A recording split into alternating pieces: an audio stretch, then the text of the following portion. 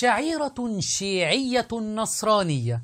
هذه الشعيرة أخذها الشيعة من القساوسة، وهو أن يقوم بابا الفاتيكان بغسل أقدام بعض النصارى متبركا بهذه القدم مقبلا لهذه القدم. شاهدوا.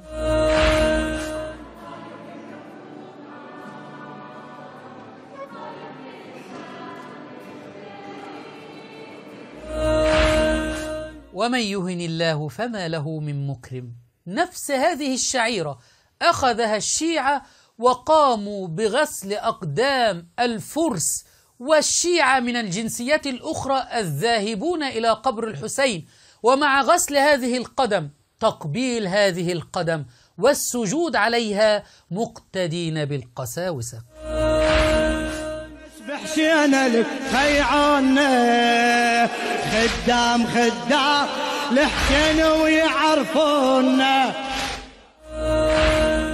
وآخر يمسك الجوال ليصور نفسه، حتى حينما يذهب إلى البيت يقول لأبنائه انظروا إلى أبيكم، تم تقبيل قدم أبيكم، يتبرك بقدم أبيكم، ويزعمون أن هذا دين. شاهدوا، هذا يصور نفسه برياء، والآخر يغسل ويقبل ويسجد على هذه القدم.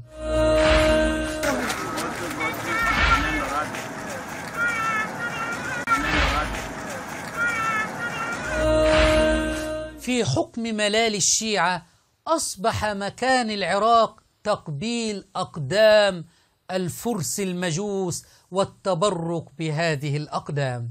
شعائر شيعية أم وساوس شيطانية؟